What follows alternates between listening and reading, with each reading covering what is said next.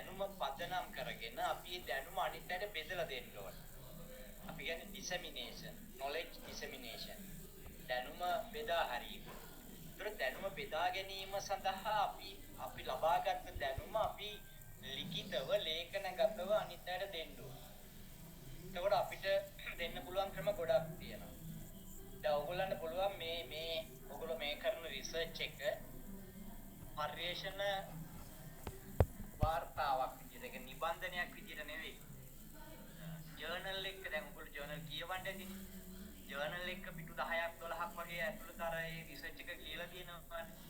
අන්න ඒ විදිහට ලියලා ඔයගොල්ලන්ට පබ්ලිෂ්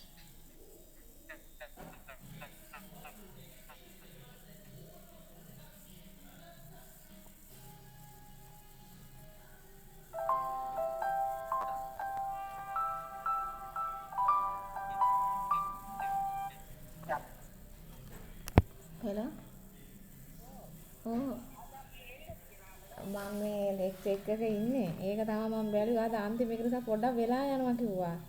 මම එහෙනම් කමක් නැද්ද අදට? මේ ඔව් සඳුතක් තියෙනව නේද නිමාරුවක්? සඳා උසන්නාවේ ළඟ ඊයේනේ. ඔව්. කමක් නැහැ එහෙම වුණා. හරි හරි.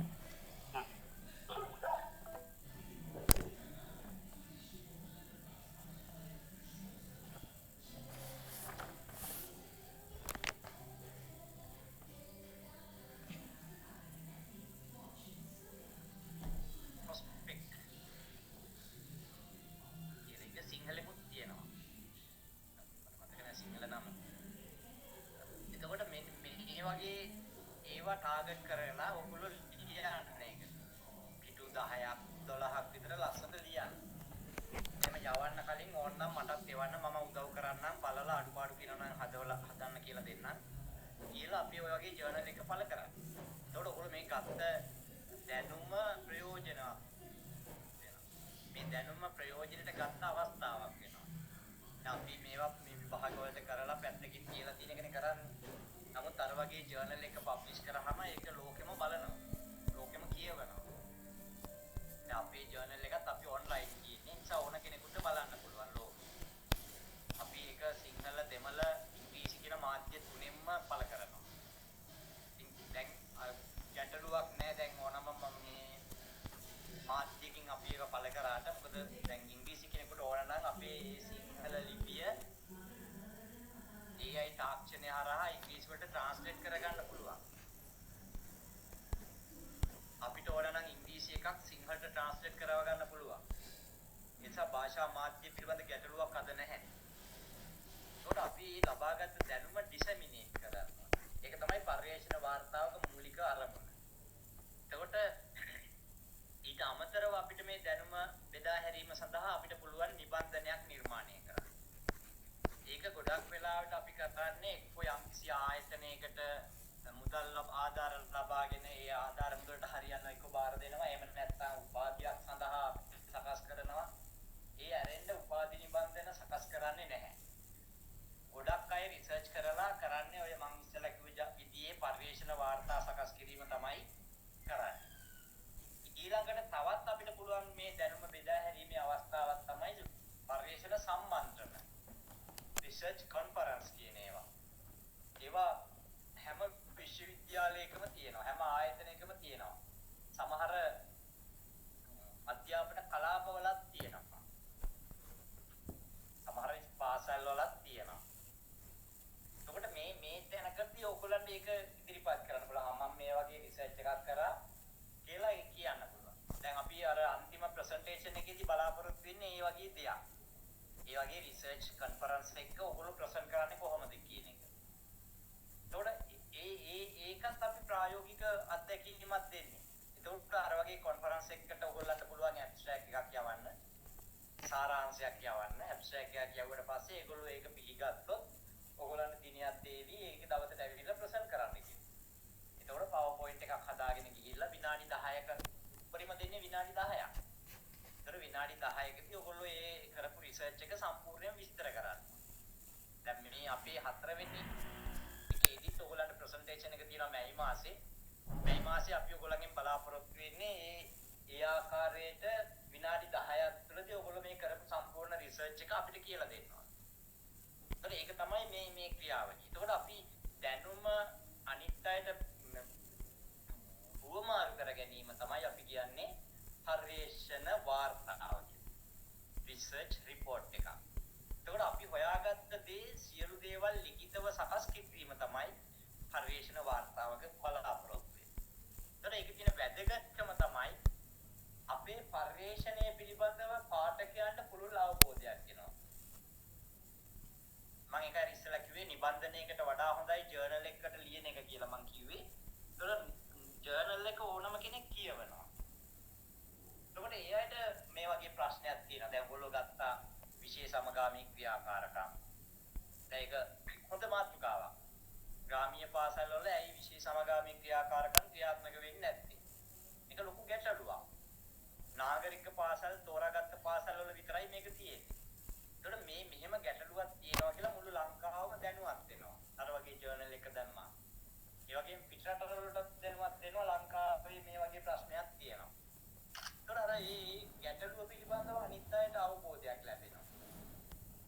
ඒ වගේම තමයි අපි හොයාගන්න දැනුම අපේ අධ්‍යාපන ක්ෂේත්‍රයට දැන් අදාළ විශේෂ ක්ෂේත්‍රය කිව්වොත් අපිට අධ්‍යාපනයේනේ අපේ අධ්‍යාපන ක්ෂේත්‍රයට දායක කරගන්න පුළුවන්.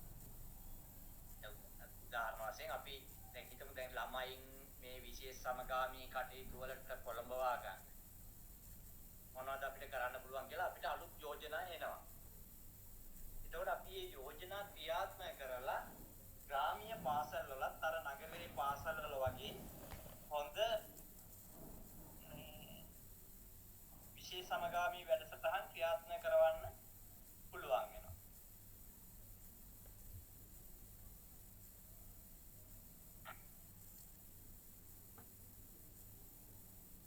තුන්වෙනි වැදගත්කම තමයි ඊළඟට අපි පර්යේෂණයක් කරනවා නම් අපිට යම් මාර්ගෝපදේශ ලබා ගන්න පුළුවන්. දැන් අපි සාහිත්‍ය විමර්ශනය කියන්නේ ඒක.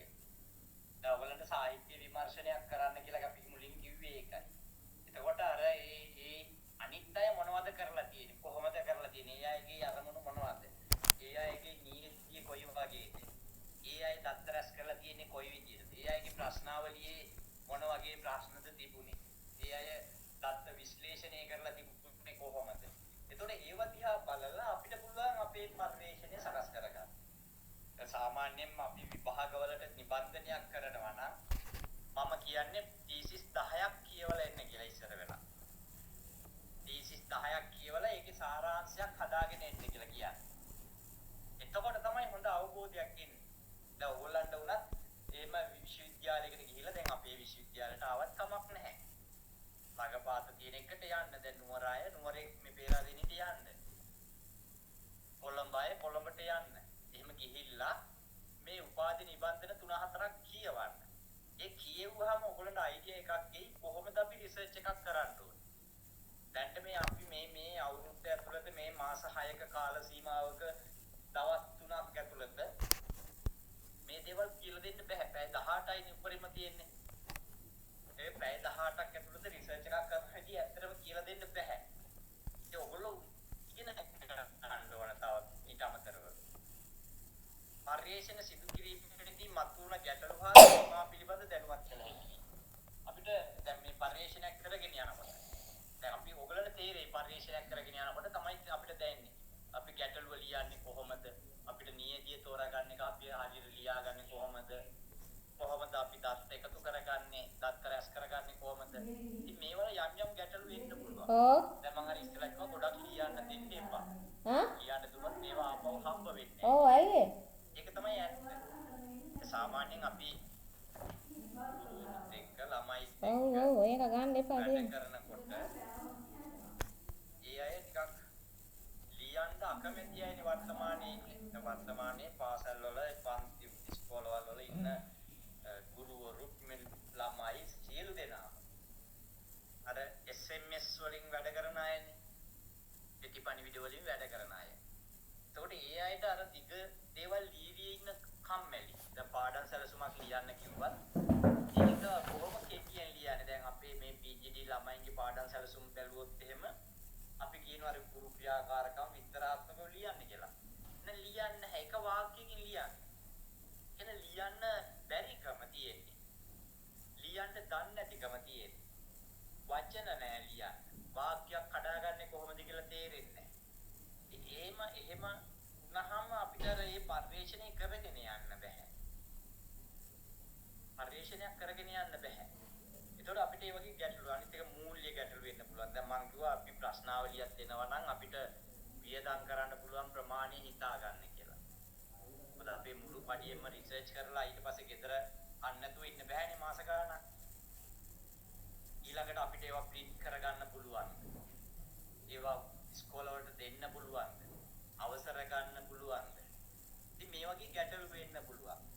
ඊළඟට සීමා තියෙනවා අපිට දැන් භාෂාව පිළිබඳ සීමාවක් තියෙනවා. දැන් අපිට දෙමළ මාධ්‍ය ප්‍රතිචාර ලබා ගන්න බෑ. නියදියක් ගන්න බෑ. දැන් අපි හිතමු දැන් අපේ කලාපේ තියෙනවා දෙමළ පාසල් කීපයක්. ඒතකොට ඒ පාසල් වලත් විශේෂ සමගාමී කටයුතු සිද්ධ වෙන්නේ නැහැ. හැබැයි අපිට මේ දෙමළ මාධ්‍ය පාසල් වලින් අපිට මේ ප්‍රශ්නාවලියට උත්තර ගන්න බෑ. අපිට දෙමළ තේරෙන්නේ නැහැ. දෙමළ තේරෙන්නේ නැතිනම් අපිට ඒක ට්‍රාන්ස්ලේට් කරගන්න බෑ. ඊට පස්සේ අපිට මේක ට්‍රාන්ස්ලේට් කරා කියලා ආසෙල් කළා ළමයිකින් ගත්තා කියලා තොරතුරු. ඒතර ඒගොල්ලෝ ලියලා තියෙන්නේ මොනවද කියලා අපිට හොයාගන්න බෑ. ඒ වගේ බැරියර්ස් තියෙනවා. සීමා තියෙනවා. ඊළඟට අපිට විශාල ප්‍රමාණයක් ගන්න බෑ. දැන් ළමයි දැන් ඔයගොල්ලන්ගේ මේ මට්ටමේ නම් ළමයි 50ක් විතර වගේ ගත්තාම ඇති. ඒ සාමාන්‍යයෙන් සමීක්ෂණයක් අපි කරනවා නම් සාමාන්‍යයෙන් 200කටවත් වඩා වැඩි වෙන්න ඕන. එතකොට තමයි ඒකේ වළංගුතාවය ඇති වෙන්නේ. ඒ වළංගුතාවය ඇති වෙන්න අර අපි මේ ප්‍රමාණය වැඩි කරනවා. නමුත් අපිට තියෙන මේ තත්ත්වයක් එක්ක වැඩි කරන්න බෑ. ඒක සීමාවක්. අපිට එක කලාපයකට මේක සීමා කරන්න වෙනවා. එහෙම නැත්නම් එක පාසලකට සීමා කරන්න. එක පාසල් වර්ගයකට සීමා කරන්න වෙනවා. ඊළඟට දත්ත රැස් කිරීමේ උපකරණ එකට හෝ දෙකකට සීමා කරන්න වෙනවා. ඉතින් ඒ විදිහට අපිට මේ සීමාවලට යටත් වෙන්න සිද්ධ වෙනවා. ඒ වගේම තමයි අපිට අනාගත පරිශ්‍රණ සඳහා ඉඟි ලබා දෙන්න පුළුවන්. දැන් ඔයගොල්ලෝ දැකලා ඇති වෙ නිබන්ධන කියෙව්වා නම් මම දන්නේ නැහැ කියවලාද කියලා. කියෙව්වා නම් ඒකේ අවසානයේ තියෙන අනාගත පරිශ්‍රණ සඳහා ඉඟි. ඒගොල්ලෝ කියනවා මම මගේ මාතෘකාව කරේ මෙන්න මේ විදියට. හැබැයි මෙන්න මේ වගේ දේවලුත් පරිශ්‍රණය කරන්න පුළුවන්. දැන් ඔයගොල්ලෝ කරේ ග්‍රාමීය පාසල් වල විශේෂ සමගාමී කටයුතු ක්‍රියාත්මක නොවීම සම්බන්ධයෙන් බැලුවේ. ඒකේ අපිට මාතෘකාවක් ඕන කියන්න පුළුවන්. ඒ අනාගත සඳහා කියලා අපිට කියන්න පුළුවන්. ග්‍රාමීය පාසල් වල විශේෂ සමගාමී කටයුතු සඳහා දෙමාපිය දායකත්වය පිළිබඳ අධ්‍යයනයක් කරන්න පුළුවන්. එහෙම නැත්නම් ග්‍රාමීය පාසල් වල විශේෂ සමගාමී ක්‍රියාකාරීත්වයේදී ළමයින්ගේ සහභාගීත්වය කියලා අර ඒගොල්ලෝ අර තව මාතෘකා දෙක තුනක් දෙනවා. ඒතර අපිට පුළුවන් ඒක දිහා බලලා අපිට මාතෘකාවක් හදා ගන්න. දැන් ඔයගොල්ලෝ අපි සාමාන්‍ය රිසර්ච් කියවන්න කියන්නේ ඒකයි. දැන් මම කියන්නේ රිසර්ච් 10ක් කියවලා ඉන්න දෙන්නේ කියලා. ඒතකොට මේ රිසර්ච් කියවනකොට ඒගොල්ලන්ට මාතෘකාවක් දෙනවා. අර ඒ අනාගත ඉඟි කියන එකෙන් මාතෘකා එනවා. ඒතකොට ඒකෙන් අපිට යම්කිසි අයිඩියා එකක් ගන්න පුළුවන් අපි මොකද්ද කරන්න යන්නේ. ඒ වගේම තමයි සංනිවේදන කුසලතා දියුණු කරගන්න පුළුවන්. සංනිවේදන කුසලතා කියලා කියන්නේ අපි අනිත් අයට අදහස් දැක්වීමනේ. දැන් එතකොට අපිට තියෙන්න ඕන හොඳ ලේඛන හැකියාවක් තියෙන්න ඕන. අනිත් අයට තේරුම් යන්නේ මේක කොහොමද ලියන්නේ කියලා හිතා ගන්න වෙනවා. ඊළඟට අපිට ඒක ලස්සනට වගු ූපසටහන් වගේ දේවල් පාවිච්චි කරලා ලියන්නේ කොහොමද කියලා දැනගන්න ඕන. ඉතින් මේවා තමයි සංනිවේදන කුසලතා කියලා කියන්නේ. ඒ වගේම තමයි ගැටලු සඳහා විසඳුම් ලබා දෙන්න පුළුවන්. දැන් මට කියන්න පුළුවන් මම දැන් මෙහෙම ජාත්‍යන්තර පාසල් සම්බන්ධ පර්යේෂණයක් කරා. ඒකෙදී අවසර ලබා ගැනීමේදී යම් ගැටලු මත වුණා. ඒ නිසා අනාගතයේදී කවුරු හරි ඒ සම්බන්ධ පර්යේෂණ කරනවා නම් අවසර ලබා ගැනීම සඳහා මෙන්න මේ වගේ ක්‍රමවේදයක් අනුගමනය කිරීම සුදුසුයි. කියලා අපිට අර ඒකට විසඳුමකුත් දෙන්න පුළුවන්. දැන් ළමයින්ට අපි ප්‍රශ්නාවලි 200ක් දුන්නා. ඒකෙන් අපිට හම්බුනේ 160යි. 40ක්ම හම්බ වුණේ නැහැ. ඒතකොට අපිට කියන්න පුළුවන්